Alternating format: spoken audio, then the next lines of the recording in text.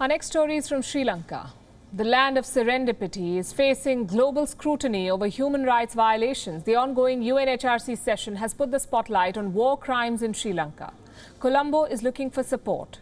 A total of 18 countries have pledged to speak on its behalf. India faces the dilemma of picking a side. Let's tell you what's happening.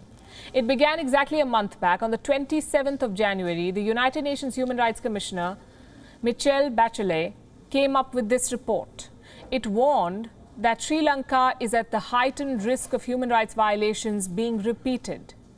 It spoke about increasing militarization of governmental functions, ethno-nationalist rhetoric, intimidation of civil society, and obstruction of justice for those on trial for war crimes. Now, this month, the UN Human Rights Council kick-started its 46th session. On Wednesday, this report was raised.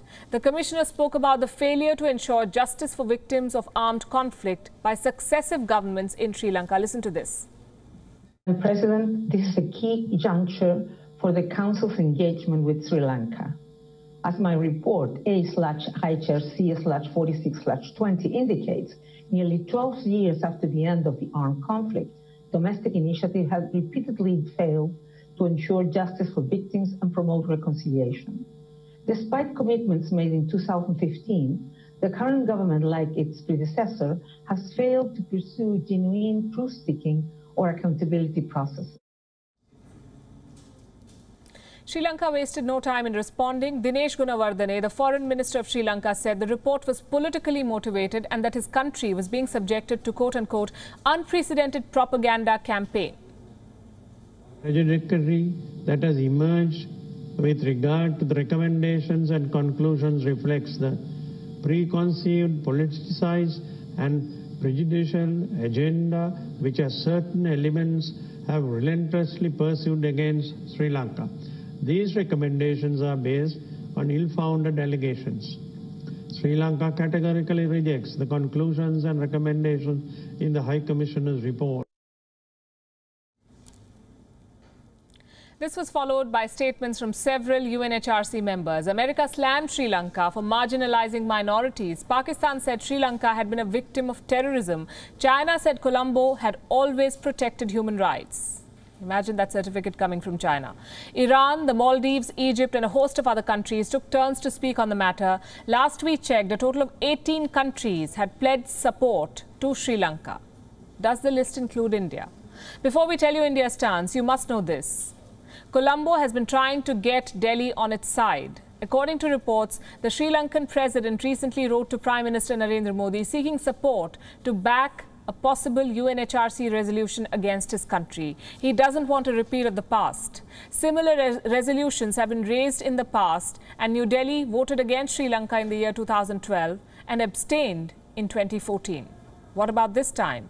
Well, India has not really made its stand clear. India's representative to the United Nations, Indra Mani Pandey, has taken a balanced approach so far. In his address, he said New Delhi supports Sri Lanka's unity and territorial integrity, but it is also committed to the rights of the Tamil community, along with justice, peace and dignity. India's consistent position rests on two pillars: support for Sri Lanka's unity and territorial integrity, and abiding commitment to aspirations of the Tamils of Sri Lanka for equality, justice, peace and dignity. These are not either-or choices. We believe that respecting the rights of the Tamil community, including through meaningful devolution, contributes directly to the unity and integrity of Sri Lanka.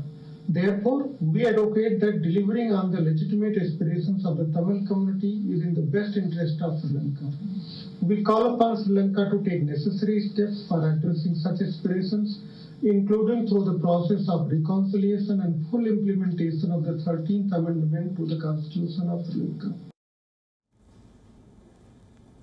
This was a very carefully crafted statement, keeping the current geopolitical realities in mind.